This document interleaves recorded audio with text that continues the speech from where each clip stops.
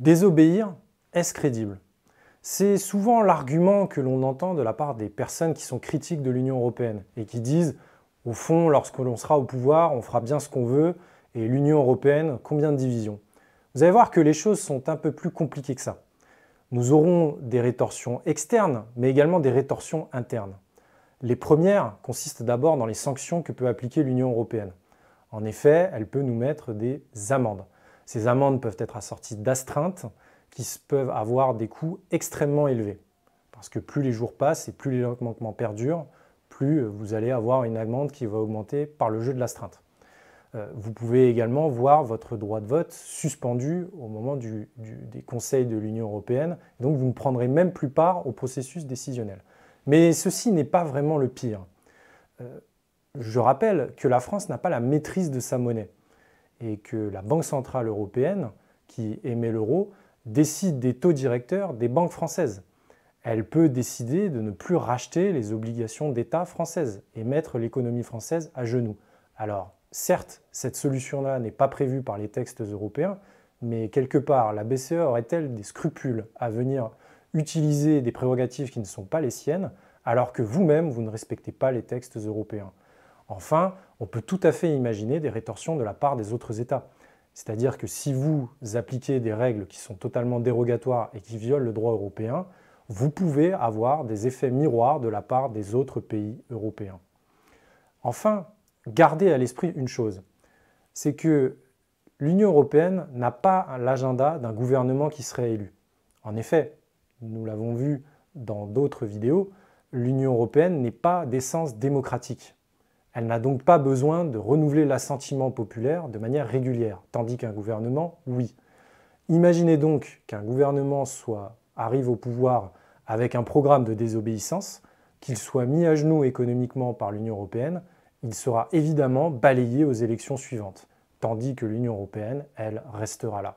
Le temps joue pour elle.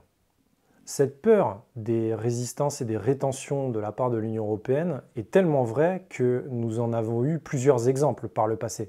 Que l'on se souvienne de la Grèce, qui avait pourtant voté un référendum contre la Troïka par le gouvernement de Tsipras et qui s'est totalement déjugé par la suite.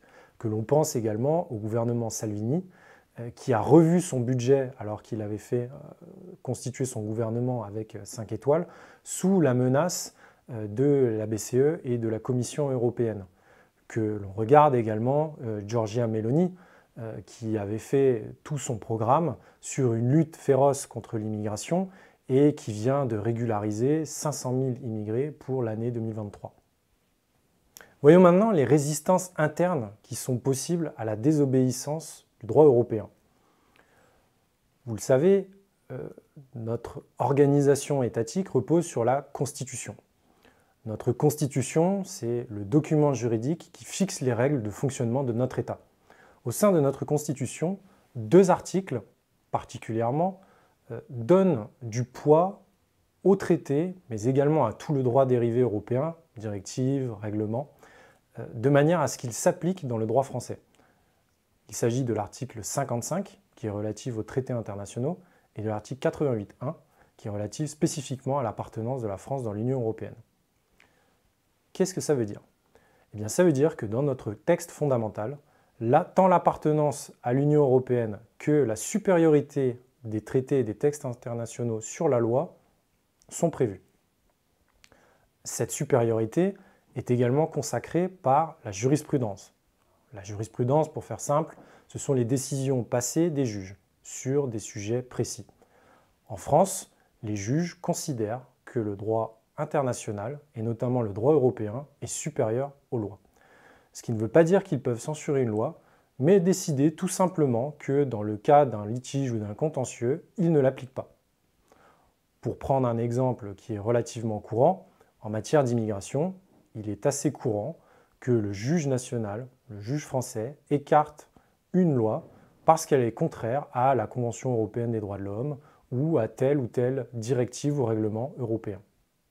Certaines personnes pensent faire preuve d'habileté en disant qu'il ne suffit après tout que de changer la Constitution française pour ne plus avoir à respecter le droit européen.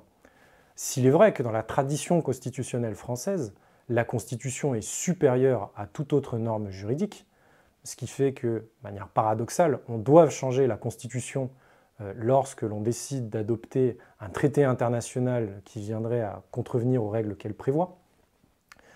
Ceci est en réalité une fausse habileté. Pourquoi ?